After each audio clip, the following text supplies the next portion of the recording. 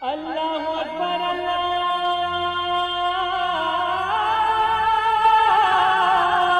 اکبر اللہ اکبر اللہ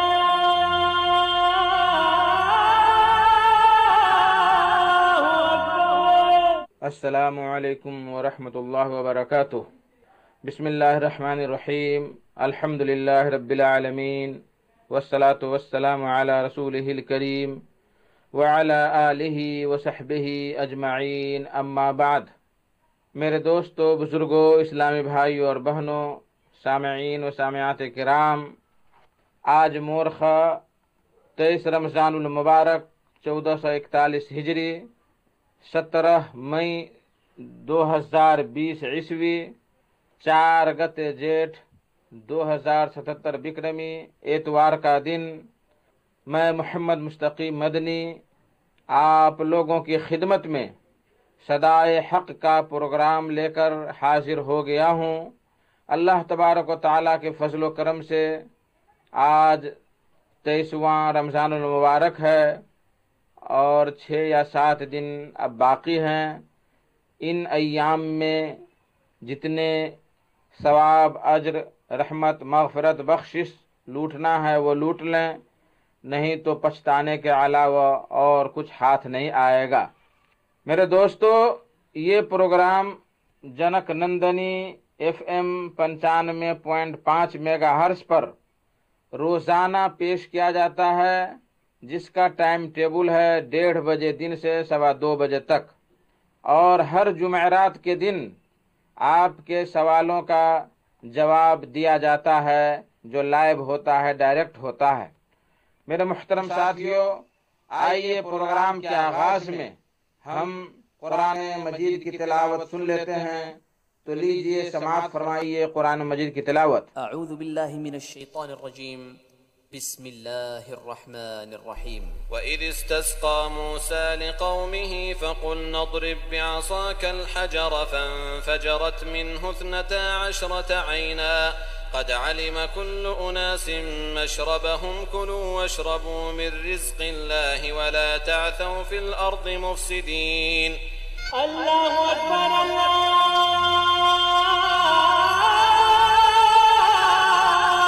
اکبر۔ اس کے بعد ابراہیم سجاد تیمی کی تخلیق اور جمیل اختر شفیق کی آواز میں ایک نظم سماعت فرمائیں، جس کا بول ہے: قدر کی رات ہے، قدر کی رات ہے، آسمان سے فرشتے آئے ہوئے ہیں۔ یہ سماعت فرمائیں۔ قدر کی رات ہے، قدر کی رات ہے، قدر کی رات ہے، قدر کی رات ہے، قدر کی رات ہے، قدر کی رات ہے۔ آسمان سے فرشتے ہیں آئے ہوئے، بن کے رحمت جہاں پر ہے چھائے ہوئے، جاگتوں کے لیے پر بچھائے ہوئے، مہربان سب پہ اللہ کی ذات ہے، قدر کی رات ہے، قدر کی رات ہے۔ رب نے قرآن نازل اسی میں کیا، سال بھر کا لیا جاتا ہے فیصلہ، آہ کے جبریل دیتے ہیں سب کو صدا، کہ جبریل دیتے ہیں سب کو صدا، مغفرت کے خزینوں کی برسات ہے، قدر کی رات ہے، قدر کی رات ہے۔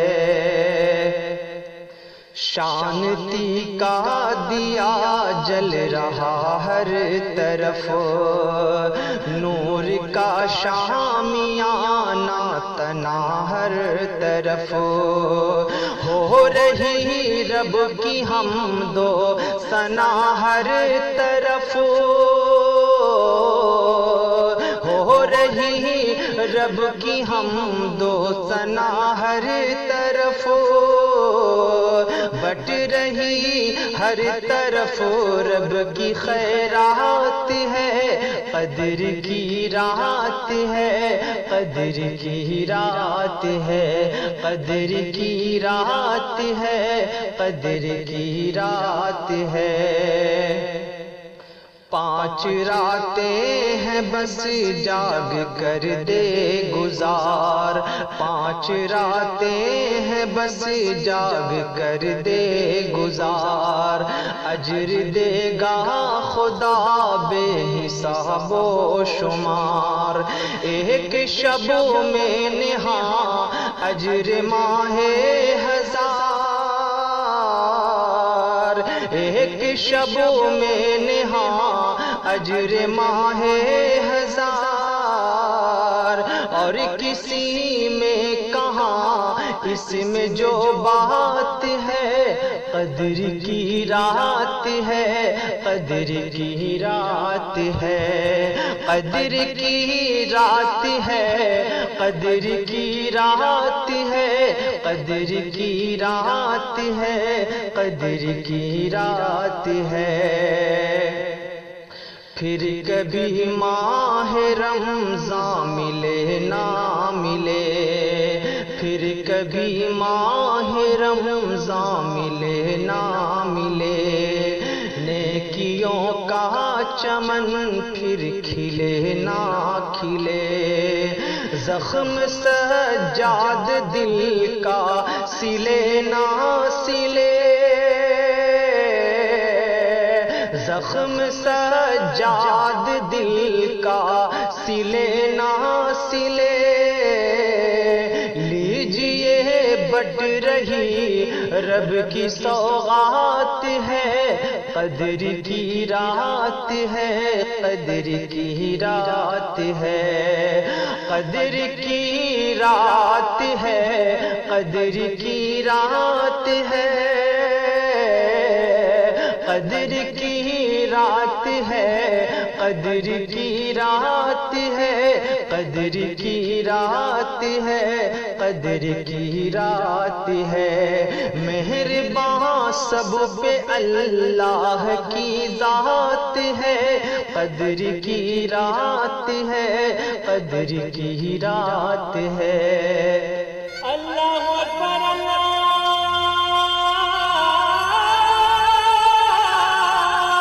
اکبر۔ میرے ساتھیوں، بزرگوں اور دوستو، آج کے خطیب ہیں فضیلت الشیخ رحمت اللہ ثاقب مدنی، جو مدینہ منورہ کی مقدس سرزمین سے آپ لوگوں کے لیے خطاب فرماتے ہیں، اور ان کا عنوان ہے ذات و برادری کی اسلام میں کوئی حقیقت نہیں ہے۔ اسلام میں اگر قدر و منزلت ہے کسی چیز کی تو وہ تقوی اور پرہیزگاری کی ہے، لیکن ہائے افسوس، آج مسلمان جہاں فرقوں اور مذہبوں میں بٹے ہوئے ہیں، وہیں وہ ذات و برادری میں بھی منقسم ہیں۔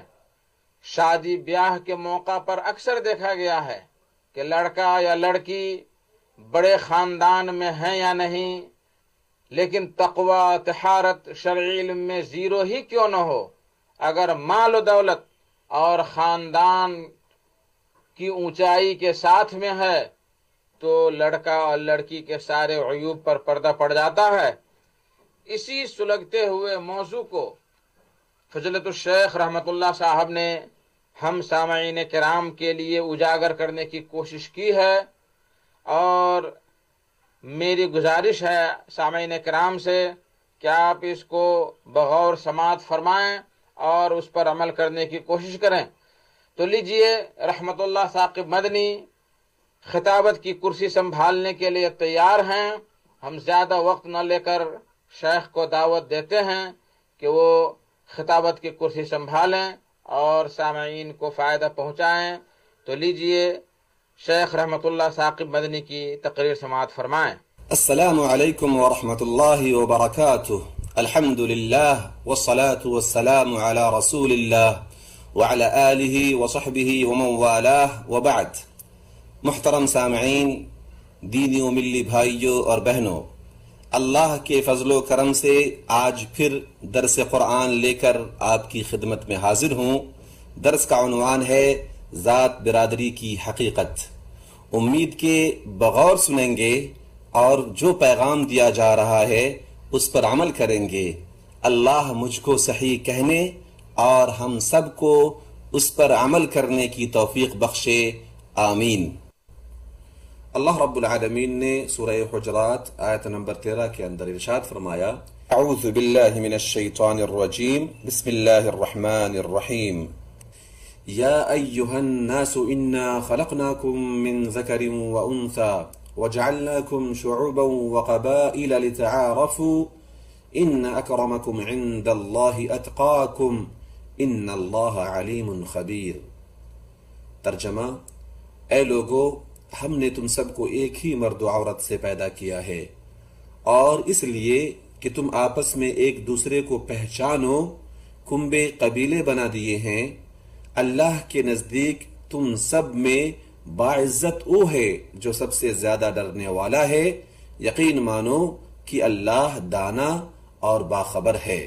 اس آیت کریمہ کے اندر اللہ رب العالمین ارشاد فرماتا ہے کہ اللہ نے سارے جہان کے لوگوں کو، سارے جہان کے انسانوں کو ایک ہی مرد اور ایک ہی عورت سے پیدا کیا ہے، اور وہ ایک مرد آدم علیہ السلام ہے اور عورت حوا علیہ السلام ہے، اور پھر ان دونوں سے نسل انسانی پوری دنیا میں پھیلی ہے، یعنی سارے لوگوں کی اصل ایک ہی ہے، سب لوگوں کے ماں باپ ایک ہی ہیں۔ اس آیت کے ٹکڑے سے یہ معلوم ہوا کہ اللہ رب العالمین ہی سارے جہان کے انسانوں کا خالق اور مالک ہے، اور اللہ رب العالمین نے اپنا پسندیدہ دین، پسندیدہ دھرم سارے جہان کے لوگوں کے لیے بنایا ہے۔ سارے جہان کے لوگوں کو اپنے پسندیدہ دھرم، پسندیدہ دین اسلام کی طرف آنے، اسلام کو ماننے کا حکم دیا ہے، اس لیے کہ اللہ رب العالمین نے ہی سارے جہان کے لوگوں کو بنایا ہے۔ معلوم ہوا کہ اللہ رب العالمین جس طرح سے سارے جہان کے لوگوں کا خالق پیدا فرمانے والا ہے، اسی طریقے سے اسلام دھرم بھی سارے جہان کے لوگوں کے لیے ہے۔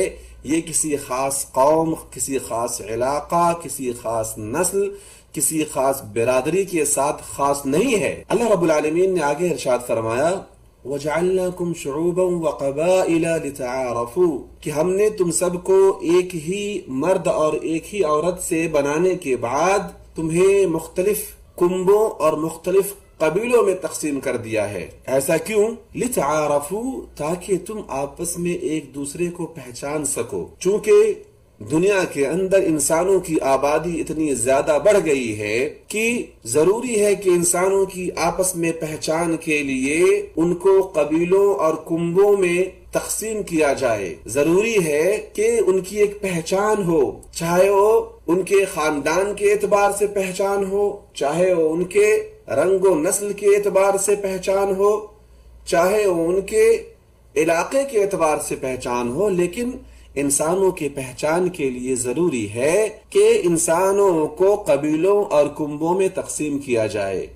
تو آج جو انسان مختلف قبیلوں اور مختلف کنبوں کے اندر منقسم ہیں، تقسیم ہیں، اس تقسیم کا جو مقصد اساسی ہے وہ یہی ہے کہ تاکہ ایک دوسرے آدمی کی پہچان ہو سکے۔ نہیں تو مثال کے طور پر اگر کہیں کسی جگہ پہ کئی ایسے لوگ ہوں کہ جن کے نام بھی ایک ہوں اور ان کے باپ کے نام بھی ایک ہوں، تو ظاہر سی بات ہے جب تک ان کی کوئی ایک پہچان نہیں اس میں جوڑی جائے گی تب تک تمیز اور فرق نہیں کیا جا سکتا۔ تو اسی تمیز اور اسی فرق کے لیے کہ لوگ ایک دوسرے کو جان سکیں اور پہچان سکیں کہ کون کیا ہے اور کون کون ہے، اس کے لیے اللہ رب العالمین نے کنبے اور قبیلوں میں لوگوں کو تقسیم کیا ہے۔ تو اس کا مقصد اساسی کیا ہے؟ تاکہ ایک دوسرے کی پہچان ہو سکے، اور پھر اسی پہچان کی بنیاد پہ جب لوگ جانیں کہ فلاں آدمی میرے اپنے رشتہ دار ہیں، میرے قریبی رشتہ دار ہیں، قریبی لوگ ہیں، تو چونکہ قریبی رشتہ داروں کے ساتھ اسلام نے خاص سلوک اور خاص ان کے ساتھ اچھا برتاؤ کرنے کا حکم دیا ہے، ان کے ساتھ صلہ رحمی کرنے اور رشتے ناطے کو جوڑنے کا حکم دیا ہے، تو جب انسان جانے گا کہ کون اس کے اپنے خاص لوگ ہیں تو پھر اس کے حساب سے ان سے اچھا برتاؤ کرے گا اور رشتے اور ناطے کو جوڑے گا، رشتے اور ناطے کو نبھائے گا۔ تو یہ لوگوں کے مختلف قبیلوں، مختلف برادریوں، مختلف ذاتوں میں بانٹنے اور بانٹنے کا سبب اساسی ہے۔ اس کے علاوہ یہ نہیں کہ اس پہچان اور اس برادری یا اس قبیلے یا اس نسل یا اس علاقے کی فرق کی بنیاد سے کوئی کسی سے چھوٹا یا کوئی کسی سے بڑا ہو گیا۔ اس آیت کا مطلب یہ ہرگز نہیں ہے۔ اللہ رب العالمین کے نزدیک عزت کا جو معیار ہے، فضیلت کا معیار جو ہے، کون چھوٹا اور کون بڑا، اس کا جو معیار ہے وہ اللہ رب العالمین نے تقوی کو قرار دیا ہے۔ اللہ نے خود آگے فرمایا اسی آیت کے اندر، ان اکرمکم عند اللہ اتقاکم، بے شک اللہ کے نزدیک تم میں سب سے زیادہ عزت والا، سب سے زیادہ فضیلت والا، سب سے زیادہ مکرم محترم وہ ہے کہ جو اللہ سے سب سے زیادہ ڈرنے والا ہے، جو سب سے زیادہ پرہیزگار ہے، جس کے اندر پرہیزگاری سب سے زیادہ ہے۔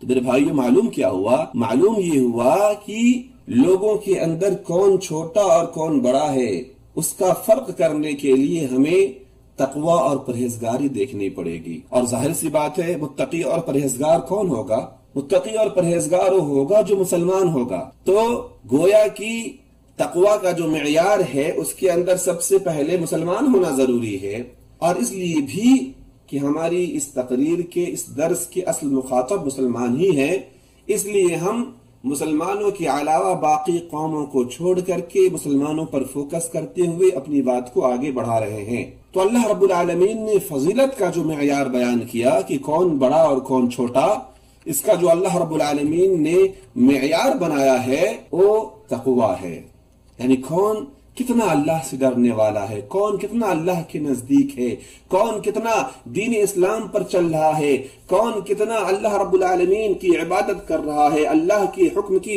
فرمانبرداری کر رہا ہے، کون کتنا ہمارے نبی محمد اکرم صلی اللہ علیہ وسلم کی اطاعت اور فرمانبرداری کر رہا ہے۔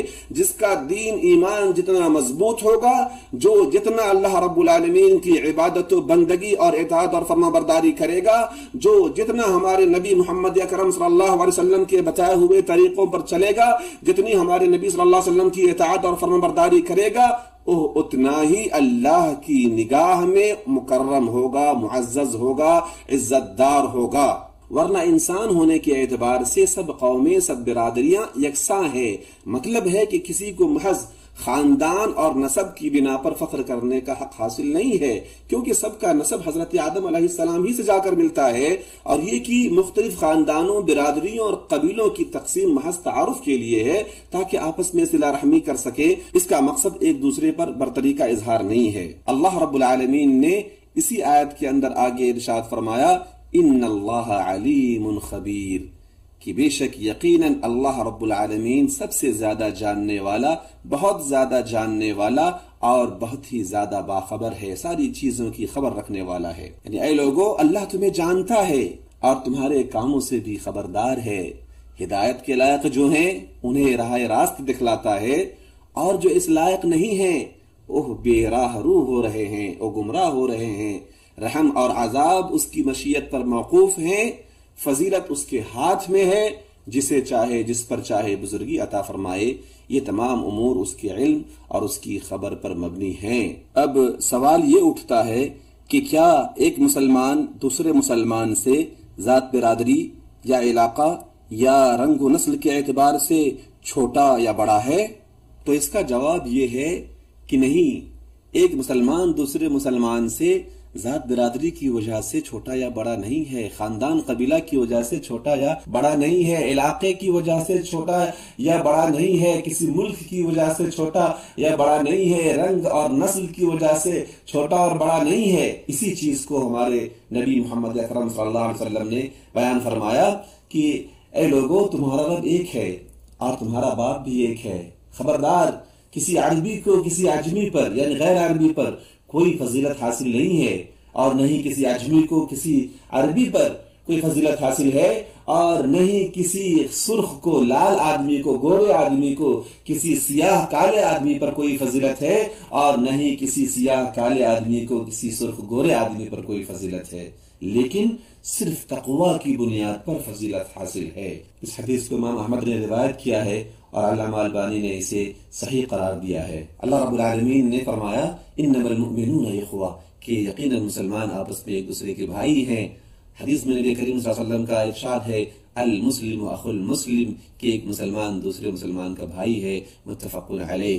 تو سورہ حجرات کی آیت نمبر 13 کہ جس کی تفسیر ہم کر رہے ہیں، اور ان حدیثوں سے کیا معلوم ہوا؟ یہی معلوم ہوا کہ ایک مسلمان ہونے کے ناطے دوسرے مسلمان کے برابر ہے۔ قبیلہ اور خاندان کی بنیاد پر کوئی کسی دوسرے سے چھوٹا اور بڑا نہیں ہے۔ اگر کوئی کسی سے چھوٹا اور بڑا ہے، کوئی کسی سے اللہ کے نزدیک مقام و مرتبہ کے حساب سے چھوٹا اور بڑا ہے، تو وہ تقوی کی بنیاد پر، جیسا کہ ہم نے تفصیل سے اس چیز کو بیان کیا۔ اور اسی سوال سے جڑتا ہوا ایک دوسرا سوال یہ بھی ہے کہ کیا کوئی اپنے آباء و اجداد کی بنا پر، اپنے خاندان قبیلے کی بنا پر فخر کر سکتا ہے، کہہ سکتا ہے کہ ہمارا خاندان بڑا ہے، ہم بہت اچھے لوگ ہیں، ہمارے آباء و اجداد میں بڑے بڑے اچھے لوگ گزرے ہیں، اور پھر اس کی بنیاد پہ دوسرے لوگوں کو کہیں کہ تمہارے خاندان میں ایسا کچھ نہیں، تم لوگ چھوٹی برادری کے ہو، چھوٹی ذاتی کے ہو؟ کیا اس طرح کی باتیں مطلب ایک مسلمان کہہ سکتا ہے؟ تو اس کا جواب یہ ہے کہ ہرگز نہیں کہہ سکتا۔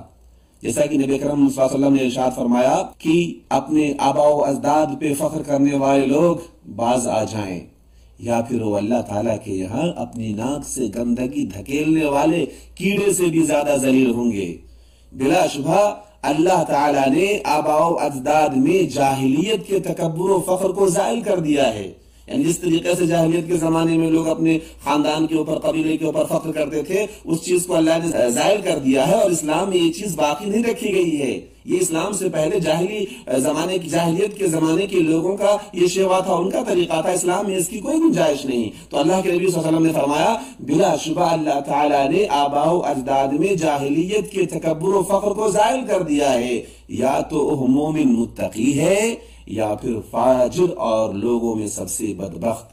سب کے سب آدم علیہ السلام کی اولاد ہیں، اور آدم علیہ السلام مٹی سے پیدا کیے گئے تھے۔ اس حدیث کو ترمذی رحمۃ اللہ علیہ نے روایت کیا ہے، اور علامہ البانی رحمۃ اللہ علیہ نے اس کو صحیح قرار دیا ہے۔ معلوم کیا ہوا؟ معلوم یہ ہوا کہ لوگ دو طرح کے ہوتے ہیں، یا تو مومن متقی یا پھر فاجر اور بدبخت۔ اسی لیے کسی کو بھی کسی پر فخر کرنے کی کوئی بات ہے ہی نہیں۔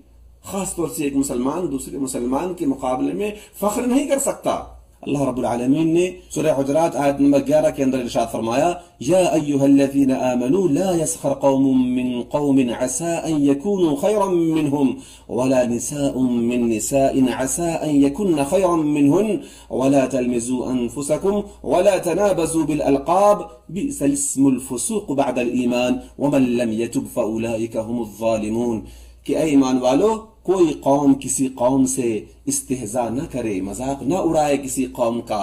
ممکن ہے کہ وہ لوگ ان سے بہتر ہوں، اور نہ عورتیں دوسری عورتوں سے استہزاء کریں، ان کا مذاق اڑائیں۔ ممکن ہے کہ وہ ان سے بہتر ہوں، اور اپنے مومن بھائیوں کو عیب مت لگاؤ، اور نہ ایک دوسرے کو برے ناموں سے پکارو۔ ایمان لانے کے بعد برا نام رکھنا اللہ کی حکم عدولی ہے، اللہ کے حکم سے سرتابی ہے، اللہ کا حکم نہ ماننا ہے، اور جو توبہ نہ کریں بس وہی لوگ ظالم ہیں۔ اسی طریقے سے اللہ رب العالمین نے سورہ ہمزہ میں فرمایا وَيْلٌ لِكُلِّ هُمَزَةٍ لُمَزَةٍ، ہر اس شخص کے لیے خرابی ہے جو طعنہ زنی کرنے والا، عیب جو اور چغل خور ہے۔ اللہ کے نبی محمد اکرم صلی اللہ علیہ وسلم کا ارشاد ہے بِحَسْبِ امْرِئٍ مِّنَ الشَّرِّ ان يحقر اخاه المسلم، رواہ مسلم، کہ آدمی کے برا ہونے کے لیے یہی کافی ہے کہ وہ اپنے مسلمان بھائی کو حقیر سمجھے۔ آدمی دوسرے کو حقیر کب سمجھتا ہے؟ تب سمجھتا ہے کہ جب اس کے اندر کبر ہو، تکبر ہو۔ متکبر آدمی ہی دوسروں کو حقیر سمجھتا ہے، اور اللہ رب العالمین نے کبر سے منع فرمایا ہے، جیسا کہ اللہ کے رسول محمد اکرم صلی اللہ علیہ وسلم کا ارشاد گرامی ہے، لا يدخل الجنة من كان في قلبه مثقال ذرة من كبر فقال رجل إن الرجل يحب أن يكون ثوبه حسنا ونعله حسنة فقال إن الله جميل يحب الجمال الکبر بطر الحق وغمط الناس، رواہ مسلم۔ کہ اللہ کے نبی صلی اللہ علیہ وسلم نے ارشاد فرمایا، وہ شخص جنت میں نہیں جائے گا جس کے دل میں ایک رائی کے برابر بھی کبر ہوگا، تکبر ہوگا۔ تو ایک آدمی نے عرض کیا، ایک آدمی اس بات کو پسند کرتا ہے کہ اس کا کپڑا اچھا ہو، اس کی جوتی اچھی ہو، کیا یہ بھی کبر ہے؟ تو آپ صلی اللہ علیہ وسلم نے فرمایا، بے شک اللہ تعالی خوبصورت ہے، خوبصورتی کو پسند فرماتا ہے۔ کبر، تکبر، حق کا انکار کرنا اور لوگوں کو حقیر جاننا ہے۔ معلوم ہوا کہ ایک مسلمان کو حقیر جاننا، چھوٹا جاننا، یہ کبر کی بنیاد پر ہوتا ہے، اور یہ اللہ رب العالمین کو سخت ناپسند ہے۔ اور اس میں کوئی شک نہیں ہے کہ اگر کوئی مسلمان دوسرے مسلمان کے بارے میں اس طرح کی سوچ رکھے گا اور اس طرح اس سوچ کا اظہار کرے گا، کسی کو حقیر جانے گا، کسی کو لان اور تان کرے گا، کسی کو تانے دے گا کہ وہ چھوٹی برادری کا ہے، چھوٹی ذاتی کا ہے، یا اس طرح کی بات کرے گا، تو یقیناً اس مسلمان کو تکلیف ہوگی جس کے بارے میں اس طرح کی بات کہی جائے۔ اور اللہ رب العالمین نے ایک مسلمان کو تکلیف پہنچانے سے منع فرمایا ہے۔ اللہ رب العالمین کا ارشاد ہے، والذین یؤذون المؤمنین والمؤمنات بغیر ما اکتسبوا فقد احتملوا بہتانا واثما مبینا، سورہ احزاب آیت نمبر 58۔ اس کا ترجمہ یہ ہے کہ اور وہ لوگ جو مومن مردوں اور مومن عورتوں کو بغیر قصور کی تکلیف دیتے ہیں، یقیناً انہوں نے بہتان، الزام اور صریح گناہ کا بوجھ اٹھایا ہے۔ لیکن افسوس کے ساتھ کہنا پڑتا ہے کہ آج مسلمانوں میں بھی اس طرح کی چیزیں پائی جاتی ہیں۔ یہ وہ چیز ہے جو قیامت تک باقی رہنے والی ہے۔ اللہ کے نبی محمد اکرم صلی اللہ علیہ وسلم نے ارشاد فرمایا، اثنتان فی الناس ہما بہم کفر، الطعن فی النسب والنیاحۃ علی المیت، کی دو چیزیں لوگوں میں ایسی ہیں جو ان کے کفر کا باعث ہیں، نسب میں طعن کرنا اور فوت شدہ پر بین کرنا۔ امام مسلم رحمۃ اللہ علیہ نے اس حدیث کو روایت کیا ہے۔ یعنی یہ دو گناہ ایسے ہیں کہ اگر انسان انہیں حلال سمجھ کر ان کا ارتکاب کرے، یہ سمجھے کہ نہیں میں جو دوسرے کو چھوٹی ذاتی والا کہہ رہا ہوں، اس کے نسب جو شرعی طور پر ثابت شدہ جو اس کا نسب ہے، اس نسب میں طعن اور تشنیع جو کر رہا ہوں یہ صحیح ہے۔ اسی طریقے سے میت کے اوپر جو بیان کر رہا ہوں اور میت کے اوپر جو مطلب رو رہا ہوں، چلا رہا ہوں، نوحہ کر رہا ہوں، اسی طریقے سے گریہ غزالی خوب کر رہا ہوں، ماتم کر رہا ہوں، اگر یہ حلال ہے، اگر وہ یہ سوچ کے کرتا ہے تو کافر ہو جائے گا۔ لیکن بشری انسان ہونے کی جو کمزوری ہوتی ہے، بشری کمزوری کی وجہ سے اگر ان کا صدور ہو جائے، اگر ایسا کرتا ہے کوئی انسان، تو بھی یہ سخت کبیرہ گناہ ہے۔ نسب میں طعنہ زنی کا مطلب یہ ہے کہ کسی شخص کو اس کی تحقیر و توہین کی نیت سے کہا جائے کہ تیرا باپ تو فلاں کام کرتا ہے، تیری ماں تو ایسی ویسی ہے، یا تو جلاہا، لوہار، دھوبی اور موچی وغیرہ ہے۔ پیشوں کی وجہ سے بھی کسی خاندان یا شخص کو حقیر سمجھنا طعن فی النسب ہی کی ایک صورت ہے۔ اور نوحہ و ماتم یعنی بیان کرنے کا مطلب مردہ کے اوصاف بیان کر کے رونا، پیٹنا اور زور زور سے چیخنا اور واویلا کرنا ہے۔ سامعین کرام، کیا ہم میں کا کوئی چاہتا ہے کہ کوئی مسلمان اسے برا بھلا کہے، اس کے نسب میں طعن زنی کرے، اس کو گھٹیا سمجھے، اس کی برادری کی وجہ سے اسے چھوٹا سمجھے؟ کیا ہم میں کا کوئی مسلمان اس چیز کو چاہتا ہے؟ ہرگز نہیں چاہتا۔ تو جب ہم نہیں چاہتے کہ کوئی ہمیں اس طرح کی بات کہے، تو پھر ہم اپنے دوسرے مسلمان کو اس طرح کی بات کہنے کی جسارت کیسے کرتے ہیں؟ ہم دوسرے مسلمانوں کو اس طرح کی بات کیسے کہتے ہیں، جبکہ اللہ کے رسول صلی اللہ علیہ وسلم نے ایک اچھے، سچے اور مکمل مومن اور مسلمان بندے کی یہ پہچان بتا دی ہے کہ کامل ایمان والا مسلمان تو وہ ہوتا ہے جو اپنے لیے جو کچھ پسند کرتا ہے وہی اپنے دوسرے بھائی کے لیے بھی پسند کرے۔ اللہ کے نبی محمد اکرم صلی اللہ علیہ وسلم نے ارشاد فرمایا، لا يؤمن احدكم حتى يحب لاخيه ما يحب لنفسه، متفق علیہ۔ کہ تم میں سے کوئی بھی شخص اس وقت تک مکمل طور پر کامل مومن اور پورا کا پورا سچا پکا مسلمان نہیں ہو سکتا جب تک کہ جو کچھ وہ اپنے لیے چاہتا ہے وہی اپنے دوسرے بھائی کے لیے بھی نہ چاہنے لگے۔ اسی طریقے سے ہمارے نبی محمد اکرم صلی اللہ علیہ وسلم نے سچے مسلمان کی پہچان بتاتے ہوئے فرمایا المسلم من سلم المسلمون من لسانه ويده والمهاجر من هجر ما نهى الله عنه متفق علیہ کہ مسلمان تو وہ ہے جس کی زبان اور ہاتھ سے دوسرے مسلمان محفوظ رہے، اور مہاجر وہ ہے جو ان چیزوں کو چھوڑ دے جن سے اللہ نے منع فرمایا ہے۔ تو میرے اے مسلمان بھائیوں، اور خاص طور سے ہمارے وہ مسلمان بھائی کی جو دوسرے مسلمان کو برادری کی وجہ سے حقیر سمجھتے ہیں، ذلیل سمجھتے ہیں، چھوٹی برادری کا سمجھتے ہیں، یا رنگ و نسل کی وجہ سے کہ تو پہاڑی ہے، تو مدھیسی ہے، تو بہاری ہے، تو یو پی کا ہے، تو پچھم نیپال کا ہے، تو پورب نیپال کا ہے، ان چیزوں کو بنیاد بنا کر کے جو مسلمان اپنے دوسرے مسلمان بھائیوں کو حقیر سمجھتے ہیں، ذلیل سمجھتے ہیں، ان کے ساتھ تعصب روا رکھتے ہیں، ان کی حق تلفی کرتے ہیں، ان کے اوپر ظلم کرتے ہیں، ان کا مذاق اڑاتے ہیں، اے میرے مسلمان بھائیوں، کیا آپ نے کبھی ان آیتوں اور ان حدیثوں پر غور کیا؟ اور پھر کیا ان آیتوں اور ان حدیثوں کی روشنی میں اپنے ایمان کو ٹٹولا، اپنے مسلمان ہونے کا جائزہ لیا کہ آپ کیا حقیقت میں حقیقی معنوں میں مسلمان ہیں یا نہیں ہیں، یا آپ کا اسلام کمزور ہے یا مضبوط ہے، آپ کتنے پانی میں ہیں؟ کیا آپ نے اس کا جائزہ لیا؟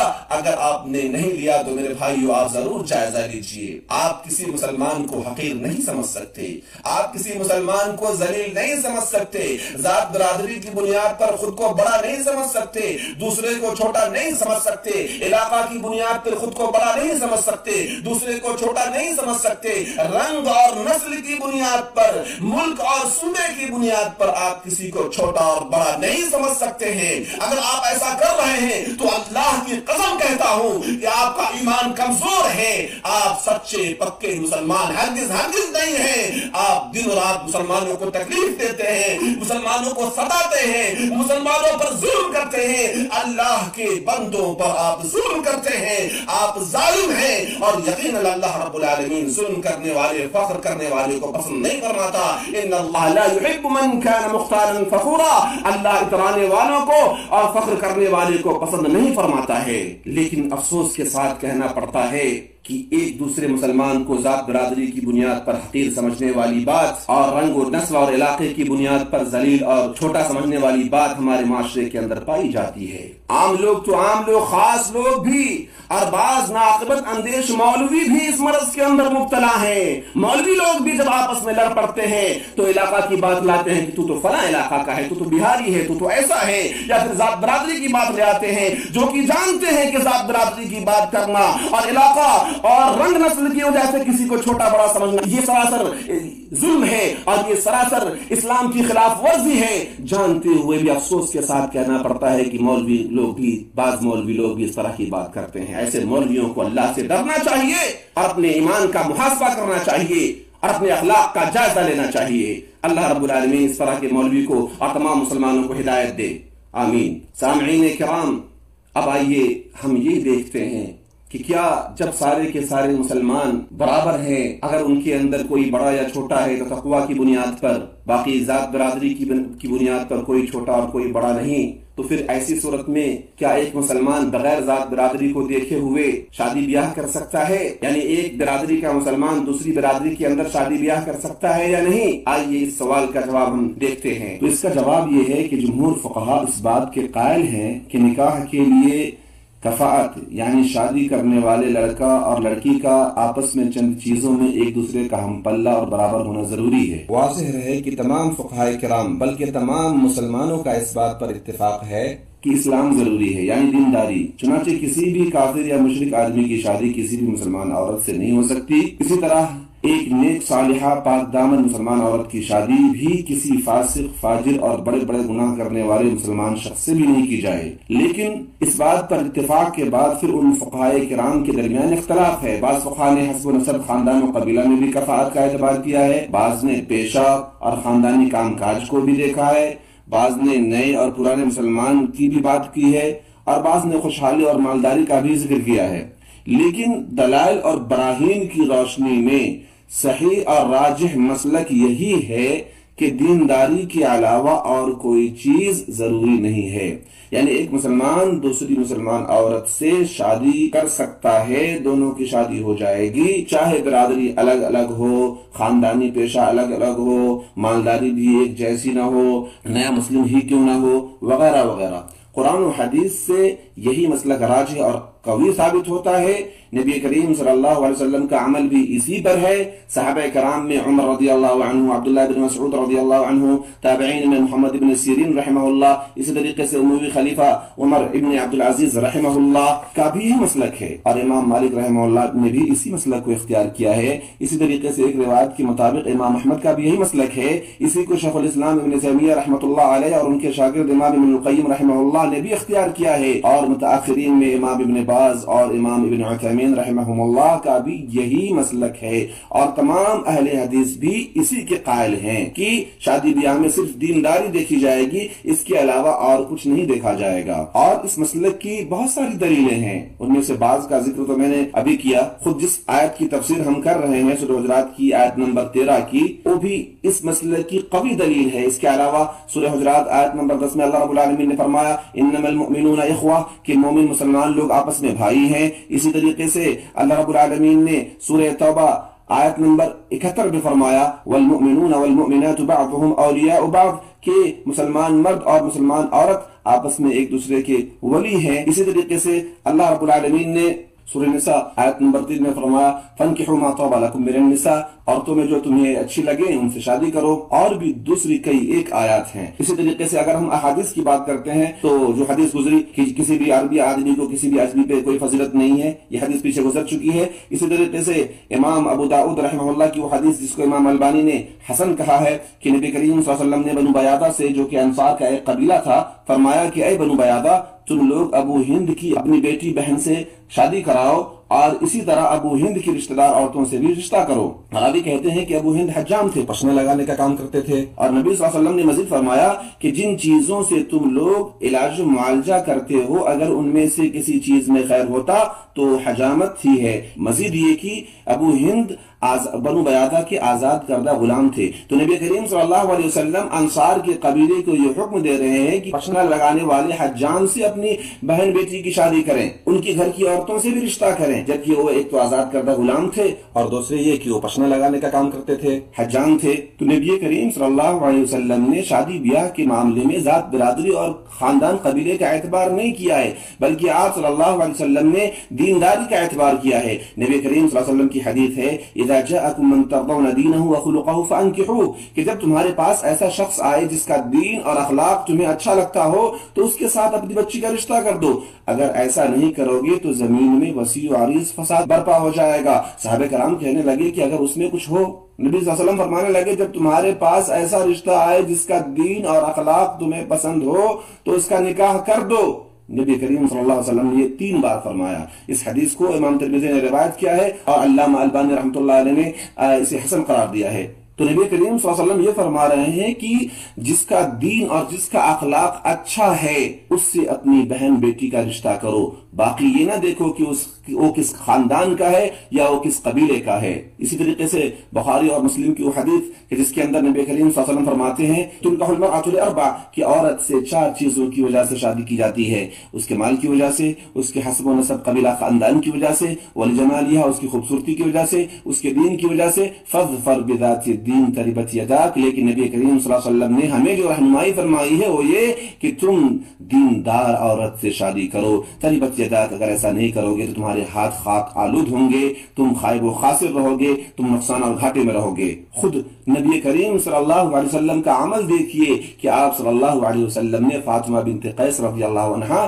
جو کہ قریش خاندان کی تھی، ان کا نکاح اسامہ بن زید رضی اللہ عنہ سے کیا جو آپ صلی اللہ علیہ وسلم آزاد کردہ غلام تھے۔ اسی طرح آپ کے آزاد کردہ غلام زید بن حارثہ رضی اللہ عنہ سے زینب بنت جحش رضی اللہ عنہ کا نکاح کروایا، جبکہ وہ بنو اسد سے تھیں، قریش خاندان سے تھیں۔ اسی طریقے سے بخاری، نسائی اور ابو داؤد نے حضرت عائشہ رضی اللہ عنہا اس روایت کو نقل کیا ہے کہ ابو حذیفہ رضی اللہ عنہ ابن عتبہ بن ربیعہ ابن عبد الشمس قریشی جو نبی کریم صلی اللہ علیہ وسلم کے ساتھ جنگ بدر میں حاضر ہوئے تھے، انہوں نے سالم رضی اللہ عنہ کو اپنا متبنہ بنایا اور ان کی شادی اپنی بھتیجی ہند بنت ولید بن عتبہ ابن ربیعہ سے کی، حالانکہ سالم ایک انصاری عورت کے آزاد کردہ غلام تھے۔ اسی طریقے سے بلال ابن رباح رضی اللہ عنہ نے حضرت عبد الرحمن ابن عوف رضی اللہ عنہ کی بہن سے شادی کی تھی، جبکہ بلال حبشی تھے اور آزاد کردہ غلام تھے، اور عبد الرحمن ابن عوف رضی اللہ عنہ قریش خاندان کے تھے۔ علامہ ابن قیم رحمہ اللہ نے اپنی کتاب زاد المعاد کے اندر ان دلائل اور ان کے علاوہ دوسرے دلائل کا ذکر کرنے کے بعد یہ نتیجہ اخذ کیا ہے کہ نبی کریم صلی اللہ علیہ وسلم کا شادی بیاہ کے معاملے میں جو حکم ہے اور کفاءت کا اعتبار کرنے کی جو بات ہے تو وہ یہی ہے کہ کفاءت کا اعتبار صرف اور صرف دین میں کیا جائے گا، دین کے علاوہ اور کسی بھی چیز میں کفاءت کا اعتبار نہیں کیا جائے گا۔ یعنی کسی مسلمان عورت کی شادی کسی کافر سے نہیں ہو سکتی، کسی پاک دامن نیک عورت کی شادی کسی فاسق و فاجر شخص سے نہیں ہو سکتی۔ اسی طریقے سے قرآن اور سنت نے دین کے علاوہ اور کسی چیز کو شادی بیاہ کے لیے ضروری قرار نہیں دیا ہے۔ دین نے مسلمان عورت کی شادی کسی زانی اور خبیث سے کرنے کو حرام قرار دیا ہے، لیکن نسب اور پیشہ، مالداری یا آزادی کو کفاءت کا حصہ قرار نہیں دیا۔ تو ایک غلام جو کہ غلام ہو، غریب ہو، اس کی شادی ایک آزاد اور حسب و نسب والی مالدار عورت سے ہو سکتی ہے، جبکہ وہ غلام مسلمان ہو اور پاک دامن ہو۔ اسی طریقے سے اگر کوئی قریش کی عورت ہے تو اس کی شادی بھی غیر قریشی مرد سے ہو سکتی ہے۔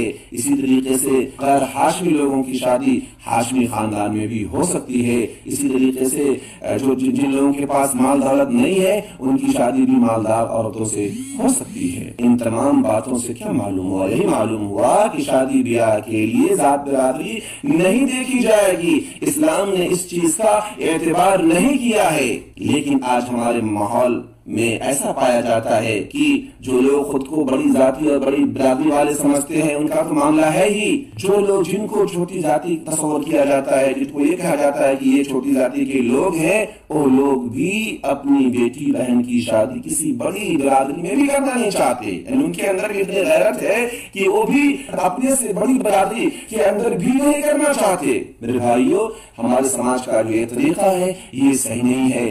آج اس طریقے کو بدلنے کی ضرورت ہے، اور اسلام نے جو ہمیں تعلیم دیا ہے اس تعلیم پر عمل کرنے کی ضرورت ہے، اور وہ یہ کہ سارے کے سارے مسلمان آپس میں ایک دوسرے کے بھائی ہیں، آپس میں ایک دوسرے کے ہم پلہ اور برابری والے ہیں۔ اگر ان کے درمیان کوئی چھوٹا بڑا ہے تو تقوی پرہیزگاری کی بنیاد پہ جو جتنا نیک ہے، جو جتنا صالح اور جو جتنا پرہیزگار ہے وہ اتنا ہی اللہ کے نزدیک بڑا ہے، عزت دار ہے، معزز ہے، مکرم ہے۔ آج ضرورت ہے کہ ہم اس سنت کو زندہ کریں، اور سنت کو زندہ کرنے کا جو اجر ہے اس کو حاصل کریں۔ آج کے زمانے میں بھی کچھ علاقوں میں اور کچھ علاقوں میں کچھ لوگ ایسے ہیں جو کہ اس سنت کو زندہ کر رہے ہیں، اور ذات برادری کی قید کو چھوڑ کر کے غیر برادریوں میں بھی مسلمان کی شرط پہ ہی شادی کر رہے ہیں، باقی اور دوسری تیسری چیزوں کو نہیں دیکھ رہے ہیں۔ یقیناً اس معاملے میں وہ اللہ کے اچھے اور نیک بندے ہیں۔ اللہ رب العالمین ہم تمام لوگوں کو بھی توفیق دے کہ ہم بھی اس خاندانی عصبیت کو، جو کہ جاہلیت والی عصبیت ہے، جو کہ اسلام کے پہلے والی عصبیت ہے، اس عصبیت کو ختم کریں، اس برائی کو ختم کریں، اس خرابی کو ختم کریں، اور آپس میں دینداری کو بنیاد بنا کر کے ہی رشتہ داری کریں۔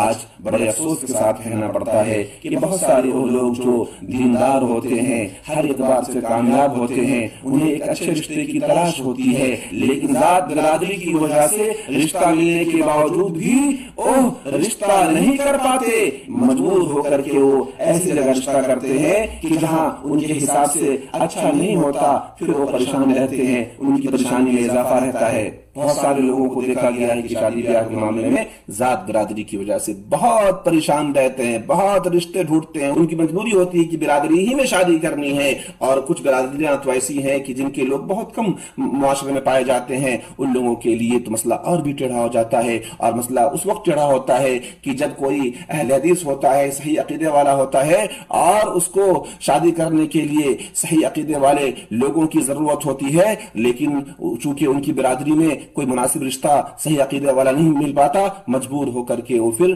غلط قسم کے، غلط عقیدہ کے لوگوں کے یہاں رشتہ کرنے پر مجبور ہوتے ہیں۔ ایسی صورت میں ضرورت اس بات کی ہے کہ ہم دینداری کو، عقیدے کو، نیک عمل کو بنیاد بنائیں، اور دینداری، عقیدے، نیک عمل کو بنیاد بنا کر کے آپس میں رشتہ داریاں کریں، ذات برادری کی قید کو ہٹائیں۔ اس بات کو کان کھول کر سن لیں کہ ذات برادری، قبیلہ اور کنبہ اللہ رب العالمین کے یہاں ہماری کامیابی کی دلیل نہیں ہے، ہماری کامیابی کی دلیل ہمارا اپنا عمل ہے۔ اللہ کے نبی محمد اکرم صلی اللہ علیہ وسلم نے ارشاد فرمایا، من بطأ به عمله لم يسرع به نسبه، رواہ مسلم، کہ جس شخص کا عمل ہی اسے پیچھے کر دے، اسے سست بنا دے، اس کا نسب اسے تیز نہیں کر سکتا، اسے آگے نہیں بڑھا سکتا۔